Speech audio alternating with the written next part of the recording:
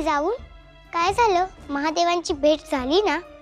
महादेव भेटले खरे, पण देवी ते म्हणाले या बाबतीत ते काहीच मदत करू शकत नाही. का? आदिशक्ती आणि तुळजादेवींना त्यांनी शब्द दिलाय की त्यांच्या योजनेत ते कसलाच हस्तक्षेप करणार नाहीत. महादेव ही मदत करू शकत नाही म्हणजे मला हे गाव सोडून जावं लागणार. आईला दिलेलं वचन पाळावं लागणार. देवी, महादेव स्वतः काहीच करणार नाहीत हे खरं, पण एक मार्ग सुचवलाय त्यांनी मला. काय सुचवलं त्यांनी? त्यासाठी एक मोठी गोष्ट आपल्याला करावी लागणार आहे.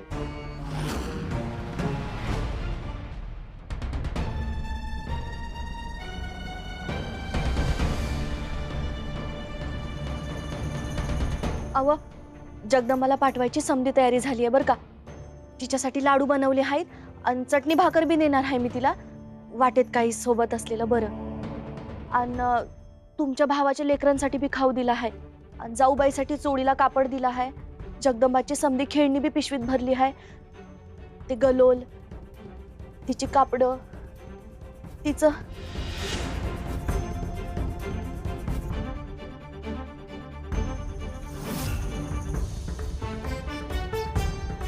अव असं नुसतं बघत काय बसलाय? काही राहिलं असेल तर आठवण द्या ना. गंगाई, तिला एवढं लांब पाठवणं खरंच जमणार आहे तुला? आणि तुला करमणार आहे इथं? तिच्या भल्यासाठीच करते हाय मी हे. आणि तिला या संकटातून वाचवण्यासाठी मी आधीच माझ्या मनावर दगड ठेवला आहे. जनक बाबा, अहो बातमी कळली काय? काय झालं आता? अहो तू ज्ञानबा टेकडीच्या वरच्या बाजूला राहणारा, हा. अहो त्याला मधराजानं आज कठोर शिक्षा केली बघा. अहो त्याला गुलाम बनवून ठेवलंय. आणि राजा, रोजच अशा बातम्या यायला लागल्यात. अहो तसं नाही, पण ह्या वेळेला जरा कारण वेगळंच आहे. त्यानं कर्ज बुडवलं नाही, मग तर त्यानं त्याच्या बायकोला आणि पुरीला शेजारच्या गावात पाठवून दिलं, म्हणून त्याला शिक्षा दिली.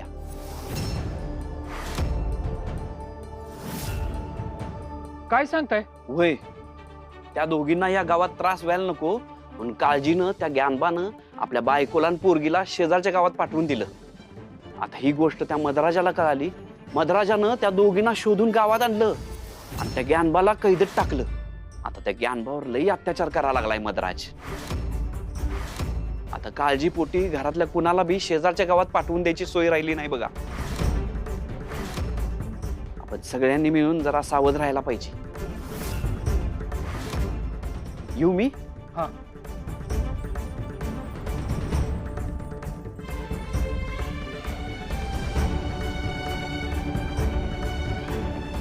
आपण जगदंबाला पाठवणार होतो, आता कसं पाठवायचं? तेच तर समजणं झालंय. नुसतीच धाकधूक होती. इकडं आड आणि तिकडे हिर असं झालंय का आपलं? काय सुचवलं महादेवांनी? देवी, ते स्वतः तर यात हस्तक्षेप करू शकत नाही, परंतु ज्या प्रकारे तुळजादेवींनी तुम्हाला प्रशिक्षित केलं तसंच ते देखील स्वतः तुम्हाला प्रशिक्षण देऊ शकतात. ते तुम्हाला योग विद्या शिकवू शकतात. त्याद्वारे तुम्ही स्वतःच धनाजीचा शोध घेऊ शकता. महादेव माझ्यासाठी एवढं करतात ते भारीच आहे, पण मला योग विद्या शिकायला जमेल का? देवी, अहो तुमच्यासाठी काय अशक्य आहे? तुम्ही भाला चालवू शकता, तुम्ही काठी चालवू शकता, तुम्ही असुरांशी लढू शकता. तुम्ही साक्षात तुळजादेवीचा अंश आहात. तुम्ही हेही निश्चितच करू शकता. गावाच्या आणि सगळ्यांच्या भल्यासाठी मला हे करावं लागणार असेल तर मी तयार आहे. पण मला हे प्रशिक्षण मिळणार कसं?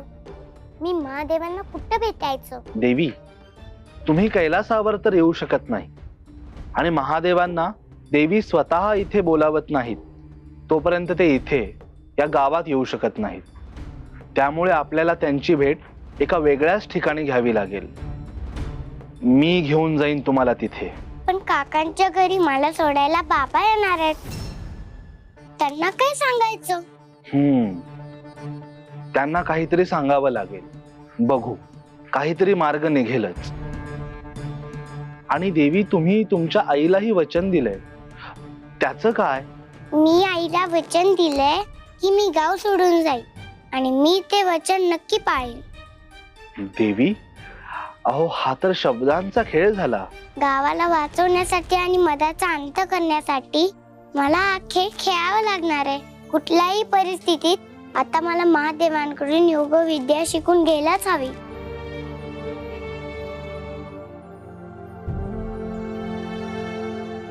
आई, मी आले.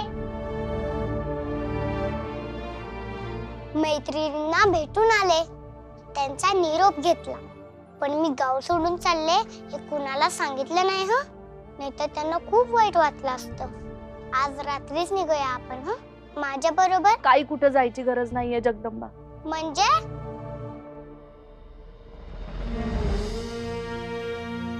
आमचं ठरलंय, तुला कुठं बी पाठवायचं नाही ते. काय हो, वय तुला कुठं बी जायची गरज नाही, गावातच राहा.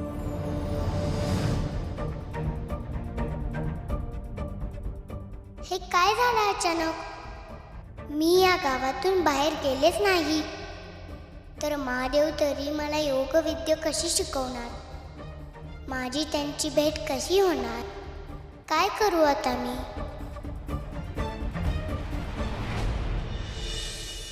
मोठं संकट कोसळलंय देवी. आपण एवढी मेहनत करून, एवढी तयारी करून सगळं नियोजन केलं, पण आता त्यावर पाणी पडतंय की काय? आता कसं काय करायचं? मलाही तेच कळत नाहीये नंदी महाराज. आई बाबा आधी माझ्या काळजीनं मला बाहेर पाठवणार होते, आता तिकडे गेले तरी मला पकडतील, म्हणून काळजीनं पाठवत नाहीयेत. देवी, मदराजाच्या त्रासातून गावाची कायमची सुटका करायची असेल तर तुम्हाला महादेवांची भेट घेणं आणि त्यांच्याकडून योग विद्या शिकणं अत्यावश्यक आहे. आता असा काहीतरी मार्ग सापडला पाहिजे. ह्या पुढचा जो रिपू येणार आहे त्यात तुला अप्रत्यक्षपणे मदत करण्यासाठी हा मेंगाजीच उपयोगी ठरणार आहे. नियतीचीच ही योजना आहे. सापडला मार्ग, सापडला. कुठला मार्ग? ते बघा, तुळजाईने मला सांगितलं होतं हा माणूस तुझ्या मदतीला येईल म्हणून. पण त्या मेंगाजीला काय करायला सांगायचं? देवी, तुझ्या भक्तांशी, माझ्याच गावातल्या लोकांशी मी जे चुकीचं वागतोय ते लय चुकीचं आहे हे कळतंय मला. पण काय करू, एवढी वर्ष गावात नव्हतो, बायकोचं लय हाल झालं. आता तिचं बी डोसकं थाऱ्यावर नाही. आतापर्यंत तिनं जे भोगलं ते परत तिला भोगायला लागू नये असं वाटतंय, म्हणून तिच्या सांगण्यावरून त्या मदराजच्या सेवेत लागलो. त्यापायी लोकांना त्रास द्यायला लागलोय. क्षमा कर देवी, क्षमा कर. मेंगाजी भाऊ, काय कसं काय? तुमची अडचण कळतेय मला. तुम्ही देवीचे निस्सीम भक्त आहात. कधी कधी आपल्या कारभारणीच्या हट्टापायी, तिच्या काळजीपोटी काही गोष्टी कराव्या लागतात माणसाला. मी समजू शकतो, पण मेंगाजी भाऊ, या तुमच्या समस्येवरचा उपायही आहे बरं का माझ्याकडे. काय उपाय सांगा. सांगतो. तुम्ही ना आता त्या सुंदराबाईंच्या ताटाखालचं मांजर झालाय, मांजर. म्हणजे असं लोक म्हणतात. तुम्हाला सुंदराबाईंचं सगळं ऐकून घ्यावं लागतंय. का सांगा? अहो, कारण तुमचं काही कर्तृत्वच नाहीये. म्हणजे असं त्यांना वाटतंय, मला नव्हे. आता तुम्हाला दाखवून द्यावं लागेल की तुम्ही देखील तेवढेच समर्थ आहात, हुशार आहात, कर्तृत्ववान आहात. मी सांगतोय तो उपाय केलात तर सुंदराबाईंचं काही ऐकून घेण्याची वेळच तुमच्यावर येणार नाही आणि मदराजांच्याही मर्जीत राहाल तुम्ही. अगदी उजवा हात बनून जाल तुम्ही त्यांचा.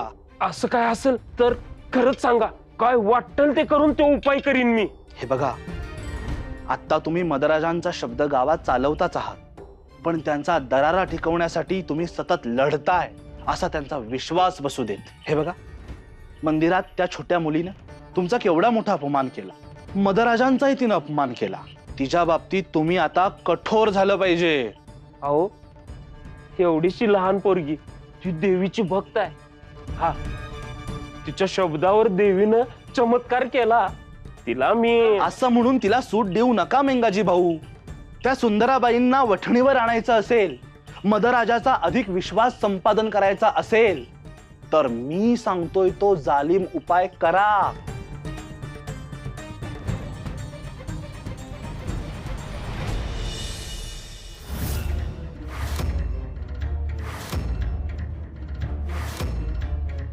मेंगाजी, जा, बिंदास लढा. सुंदराबाई कायमच्या तुमच्या धाकात राहायला पाहिजेत ना? मग जा, मी सांगितले ते करून या.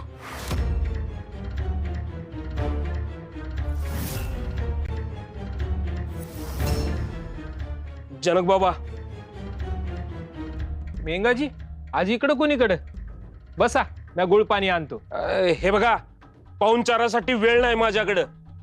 मी मदराजांचा आदेश पोचवायला आलोय.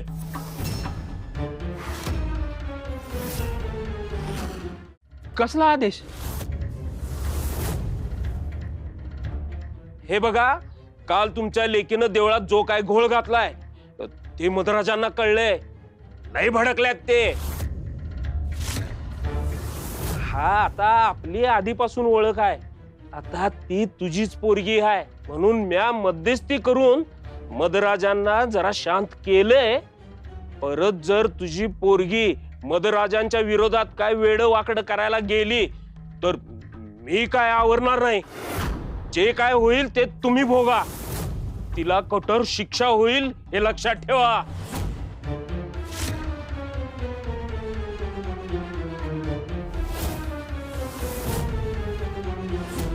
नंदलाल भाऊ, मी जरा जास्तच बोललो काय त्यांना? बिचारे लय घाबरले असतील. त्याची काळजी तुम्ही करू नका, मी समजावतो हा त्यांना. पण तुम्ही काय जोरदार कामगिरी केलीत. आता त्या सुंदराबाई पण तुम्हाला घाबरणार. जा, आत्ताच जा आणि मदराजांना हा पराक्रम सांगा. आणि हो, सुंदराबाईंनाही सोबत घेऊन जा. हा, जा, निघा.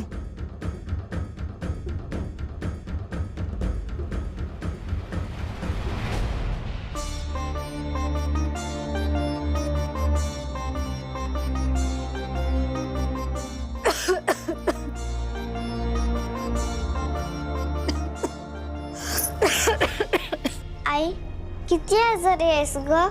थांब, तुझ्यासाठी काहीतरी खायला करते. नको, काय बी करू नको, मी आहे ठीक आता. कशी बरी होशील? कालपासनं उपाशी आहेस. खाल्ल्यावर बरं वाटेल ग तुला. काय करणार आहेस खायला? घरात अन्नाचा एक कण बी नाही. तू बी कालपासून उपाशीच आहेस की. मी आज काहीतरी तुला करायला पाहिजे. तर माझी ही अवस्था अशी. थांब, मी बघते आई.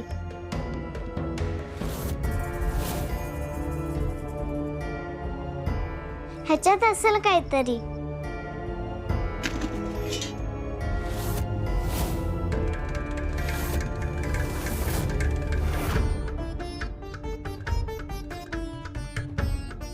ह्याच्यात तरी.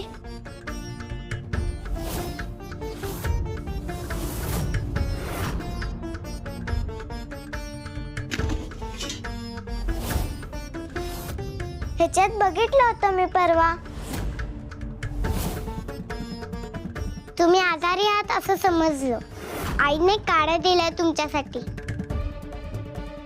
थांबा, मी पाचते तुम्हाला. अगं, नग, मी घेईल नंतर ना. नको, आत्ताच घ्या.